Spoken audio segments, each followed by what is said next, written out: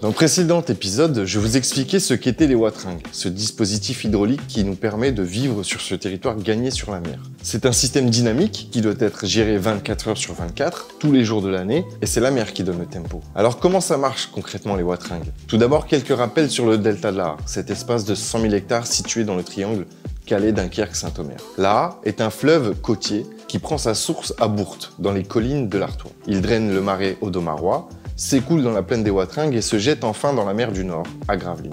La M est son principal affluent. Les exutoires à la mer des wateringues se situent dans les ports de Calais, Gravelines et Dunkerque. Ils permettent d'écouler les eaux de l'Aa, mais également celles des petits cours d'eau, ruisselant depuis les pentes des coteaux, du Calaisis et de Flandre intérieure. Parfois, pour soulager les crues de la Lys, des transferts d'eau sont réalisés vers le secteur des wateringues. Enfin, à l'est de Dunkerque, la gestion des eaux est transfrontalière. Le cadre étant posé, nous allons maintenant suivre le parcours d'une goutte d'eau, de son arrivée sur le delta de l'Aa jusqu'à son évacuation à la mer. Ce parcours s'opère généralement en 5 étapes. Le système des wateringues doit évacuer l'eau de pluie qui tombe sur le polder, mais également les eaux en provenance de bassins versants amont. L'Aa supérieur, le marais Audomarois, la M et les coteaux du Calaisis et de Flandre intérieure. Une partie de l'eau de pluie s'infiltre dans le sol et alimente la nappe superficielle des wateringues. Cette dernière est drainée pour assurer une meilleure exploitation des terres agricoles. Les eaux qui ne s'infiltrent pas ruissellent sur les terres pour rejoindre le réseau hydraulique. Les fossés d'assèchement, appelés watergans, collectent les eaux de drainage et de ruissellement afin de les écouler dans les canaux puis dans la mer.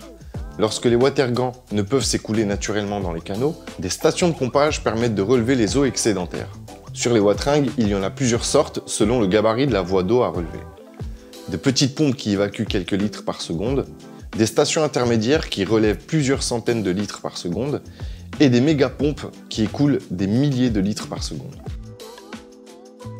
Les canaux constituent les grandes artères du réseau hydraulique des wateringues. Leur niveau est régulé par de multiples ouvrages, parmi eux des stations de pompage, des vannes, des écluses ou encore des clapets.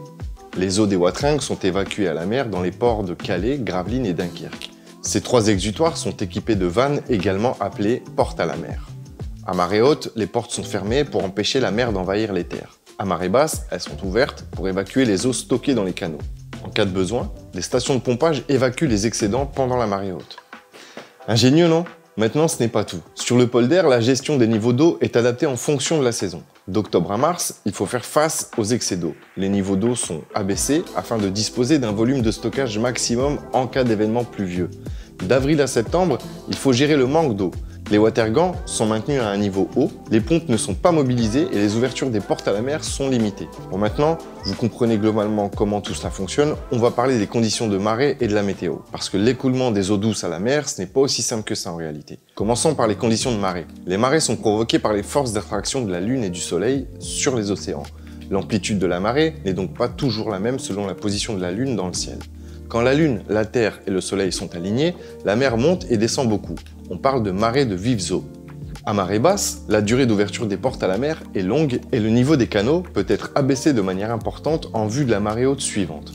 Quand la Lune, la Terre et le Soleil sont les moins alignés, la mer monte et descend peu. On parle de marée de mortes eaux. À marée basse, les portes à la mer sont ouvertes durant un laps de temps très court. De faibles quantités d'eau sont évacuées naturellement. Il y a moins de stockage dans les canaux pour la marée haute suivante.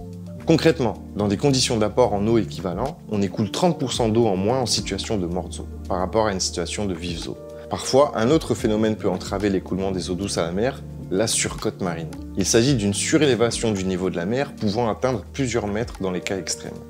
La surcote météorologique, liée au passage d'une dépression atmosphérique et à l'effet du vent. La surcote générée par les vagues à l'approche du rivage. Couplée à une marée de mortes eaux, la surcote marine limite fortement l'évacuation gravitaire, voire la rend impossible. Le recours au pompage est alors nécessaire pour éviter les inondations. Voilà pour les conditions de marée. Passons maintenant à l'influence de la météo sur l'écoulement des eaux du polder. Tout d'abord, la pluviométrie. Les écoulements des eaux douces à la mer varient naturellement au cours de l'année avec des saisons bien marquées. Généralement, le recours au pompage intervient de novembre à mars. C'est à cette période que les pluies hivernales saturent progressivement les sols des wateringues, entraînent un fort ruissellement de surface et génèrent ainsi des épisodes de crue. Enfin, le vent a un impact notable sur l'écoulement des canaux. Lorsqu'un canal coule dans la même direction que le vent, l'écoulement est accéléré et le niveau de l'eau le long du canal baisse. A l'inverse, quand un canal coule dans le sens contraire au vent, l'écoulement est ralenti et le niveau de l'eau le long du canal augmente. La différence de niveau entre l'amont et l'aval peut alors atteindre 1 mètre.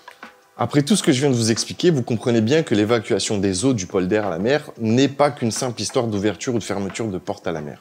En résumé, sur le territoire des Watringues, la gestion des niveaux d'eau est complexe et s'opère 24 heures sur 24, 365 jours par an, au rythme de la marée. Cette gestion a pour objectif de répondre soit au manque d'eau, soit aux excès d'eau. Elle vise également à concilier les différents usages. L'écoulement naturel des eaux douces à la mer n'est possible qu'à marée basse, quand le niveau de la mer est inférieur au niveau dans les canaux. L'efficacité de cette évacuation dépend alors de 2 critères principaux, les conditions de marée et la météo. Lorsque l'écoulement naturel des eaux douces n'est pas possible, on utilise des stations de pompage pour évacuer ces eaux. Maintenant que vous savez comment fonctionnent les Watringues, je vous invite à découvrir qui décide d'activer ou d'arrêter les pompages dans notre prochain épisode, les protocoles de gestion.